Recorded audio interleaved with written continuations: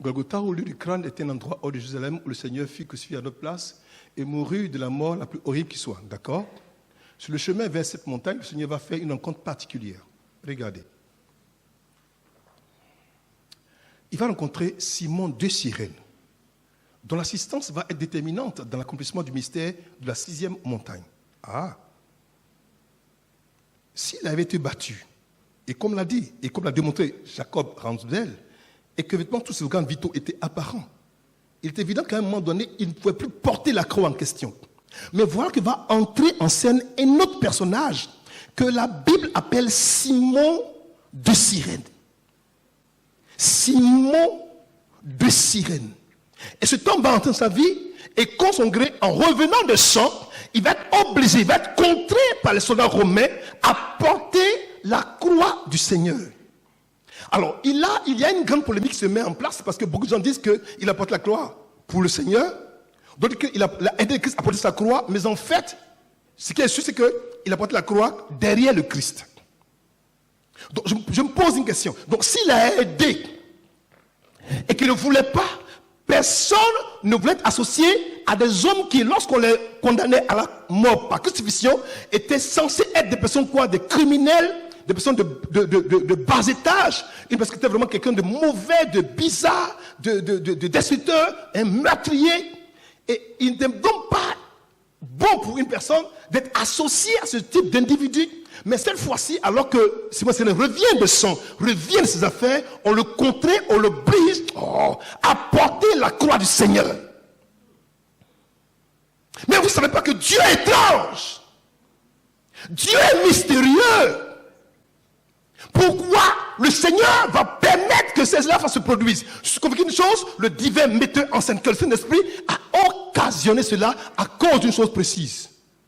Écoute-moi bien, je te conduis quelque part. Alors, il n'est pas content, il n'est pas heureux d'être associé à cette situation difficile, mais quand même, il va prendre cette croix et il va marcher à la suite du Seigneur. Ils vont prendre cette croix de l'instant où il a été interpellé jusqu'à arriver à la montagne de la croix ou de Golgotha. Mais je me pose une question. Sur le chemin en partant, le Seigneur va trouver à parler aux femmes de Jérusalem.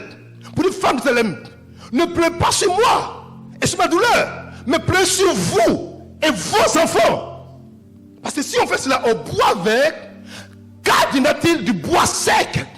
Si moi qui suis la vie, on me m'humilie, on m'abaisse la sorte, et alors, et vous, quel sera votre sort? Il trouve encore le temps de prêcher l'évangile et d'annoncer la parole. Ce monsieur était exceptionnel. À toute occasion qu'on lui donnait déjà, il annonçait quoi? La parole de Dieu, pour encore gagner quoi? Une âme. Il continue plus tard. Il va même parler même à l'autre larron, à l'autre voleur sur la croix. Il va lui parler. Mais regardez, à aucun moment, l'homme qui l'a aidé, Simon de Cyrène, Christ n'a pas parlé pour dire même merci. Lisez la Bible. Il ne lui a jamais parlé, ni lui a jamais dit merci. Mais pourtant, il a parlé aux femmes qui pleuraient sur lui. C'est quand même bizarre. Lui au moins, il t'a aidé. Où était Pierre? Où était Jean? Où était Marie-Magdala? Où était Jacques? Où était-il? Mais Simon de Cyrène est entré là comme l'ouvrier de la 11e. Il est entré. Il est entré. Mais où était Jean? Le Pierre le zélé.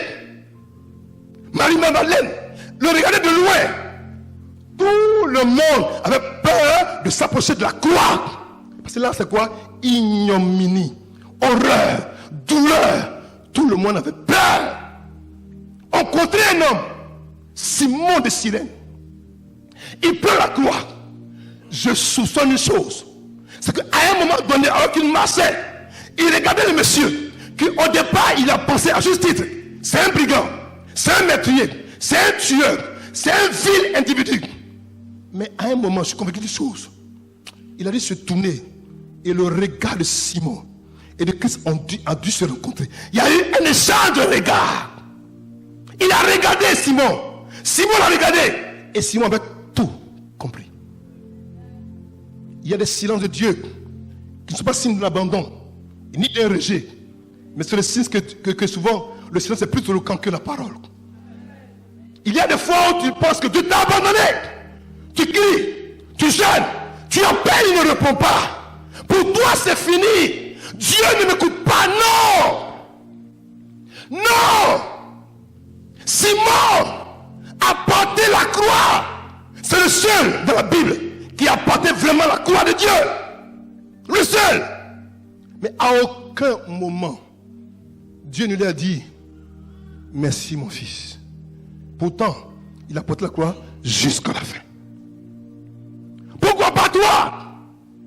Pourquoi pas toi? Il a aidé, il a contribué, il a souffert, il a payé le prix.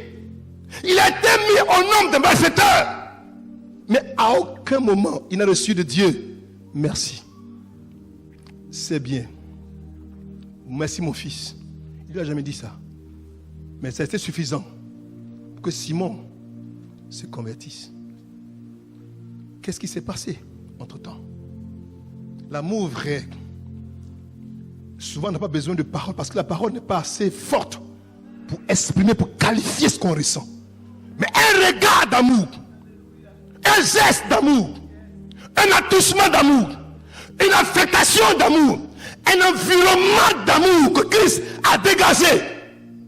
Simon a compris que ce monsieur, qui a tort, au début, il avait un jeu de criminel, était certainement et à coup sûr le Messie, le Mashiach, le sauveur de l'humanité, l'homme saint, l'homme pur, l'homme droit, l'homme merveilleux. Regardez en Romains, Alexandre et Rufus sont ses enfants. Alexandre et Rufus sont les enfants de Simon. Donc si, plus tard, ces filles sont convertis et ont été collaborateurs de Paul, l'apôtre, c'est que quelque chose s'est produit entre-temps. Y a-t-il encore aujourd'hui des Simons de Cyrène prêts à porter la croix de Dieu, à supporter des injustices pour l'amour de Dieu? Est-ce qu'il y a encore des Simons de Cyrène dans cette salle? Est-ce que ça existe encore aujourd'hui? Ouais, j'ai fait ça, on ne m'a pas dit merci. Ouais, j'ai fait comme ça, on ne m'a pas dit merci. Oui! Et puis ça fait quoi si tu n'as pas dit merci? Qu'est-ce que ça fait? Pour qui tu l'as fait? Pour Dieu ou pour toi? Pour qui tu l'as fait? Pour Dieu ou pour toi?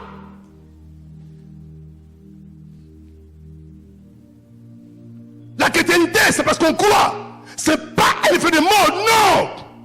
Dieu veut les hommes et les femmes vertueux et vertueuses. Où surtout les enfants de Dieu. Où êtes-vous, les Simons de Cyrène de 2018? Où êtes-vous?